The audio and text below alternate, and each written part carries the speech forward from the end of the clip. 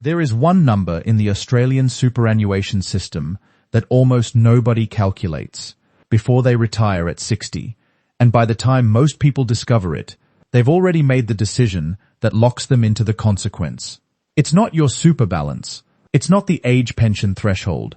It's something far more specific, far less talked about, and far more dangerous if you get it wrong. If you are planning to retire at 60, or if you already have, what you are about to hear could be the single most important calculation of your entire retirement. Stay with me, because by the end of this you'll know exactly what this number is, how to calculate it for your own situation, and why almost every retirement calculator in Australia quietly ignores it.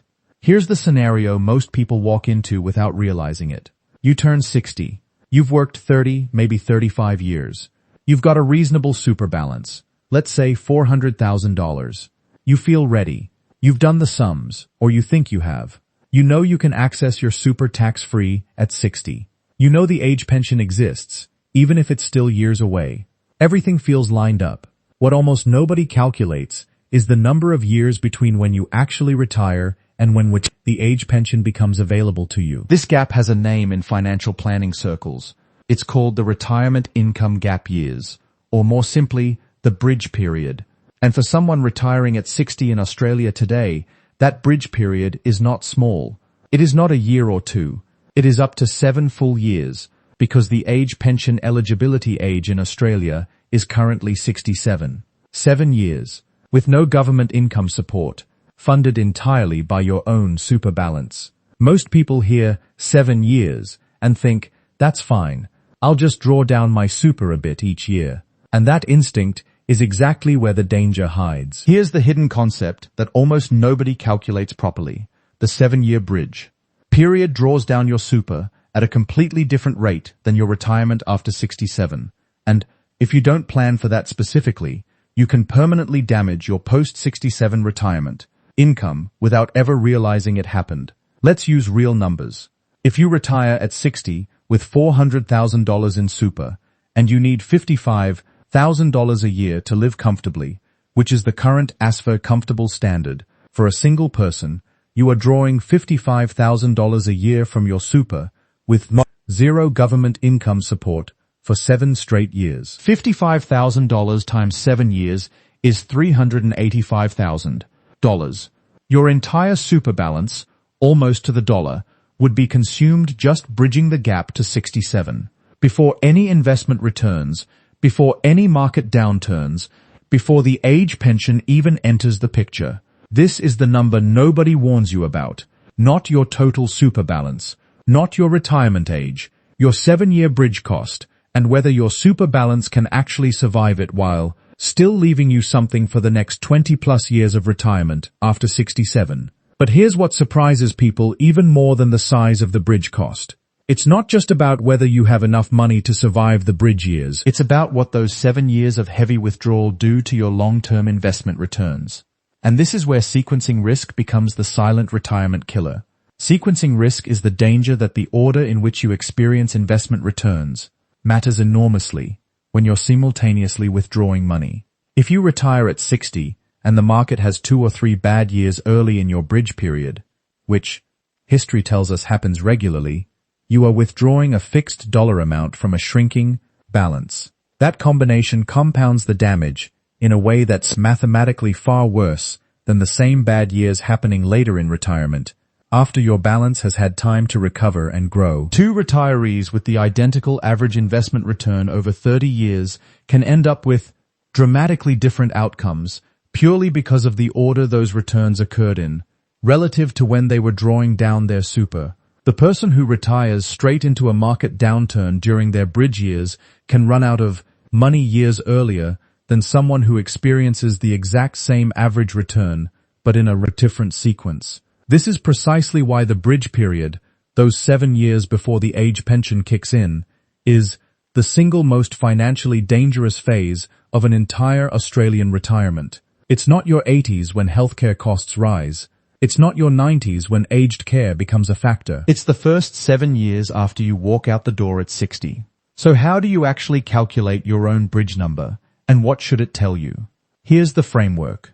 Take your target annual retirement spending, your realistic, comfortable, ASFA benchmarked figure. Multiply it by the number of years between your planned retirement age and 67. That gives you your raw bridge cost. Now compare that raw bridge cost to your current super balance. If your bridge cost consumes more than 50 to 60% of your total super balance, you are in what financial planners quietly call the danger zone, meaning that even with reasonable investment returns during those 7 years, you risk entering your post-67 retirement with a severely depleted balance when right at the point when you are also more reliant on it because aged care and healthcare costs are climbing. If your bridge cost consumes less than 30 to 40% of your balance, you're in a considerably safer position.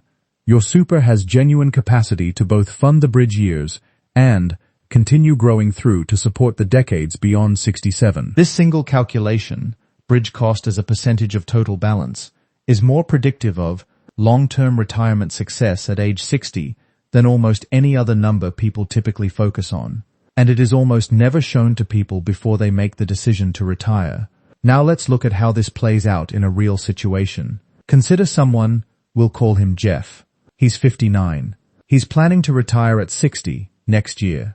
He has $380,000 in super. He owns his home outright.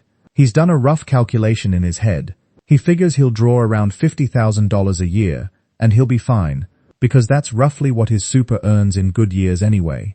Geoff has not calculated his bridge number. His bridge period is 7 years, from 60 to 67. At $50,000 a year, his bridge cost is $350,000. Against a balance of $380,000, that means his bridge consumes 92% of his entire super balance. Geoff is not in a comfortable position. He is in the danger zone, and he doesn't know it. If the market performs well during his first few years of retirement, Geoff might scrape through with a small remaining balance at 67, after which the age pension becomes available and significantly eases the pressure. But if the market experiences even a moderate downturn in his first 2 or 3 years, which is statistically a real possibility over any given 7-year window, Geoff could exhaust his super balance entirely before he reaches 67, leaving him with several years of no income at all before pension eligibility begins. This is not a hypothetical extreme case. Based on the relationship between average super balances and the ASFA comfortable standard, a significant proportion of Australians retiring at 60 are in a position structurally similar to Geoff's, whether they realize it or not. If Geoff had calculated his bridge number before deciding to retire at 60, he would have had several genuine options available to him, options that become far more limited once the decision is already made.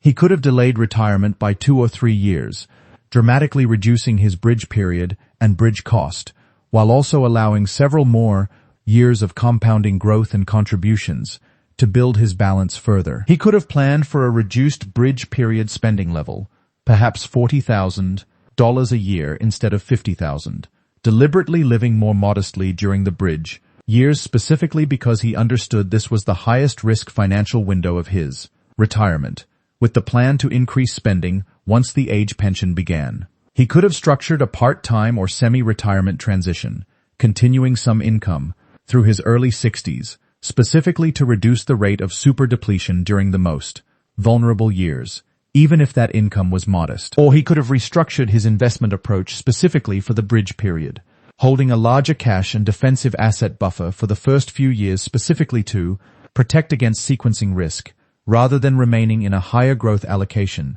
that exposes him to more volatility precisely when he can least afford it. None of these options are available to Geoff after the fact in the same way they were before he retired.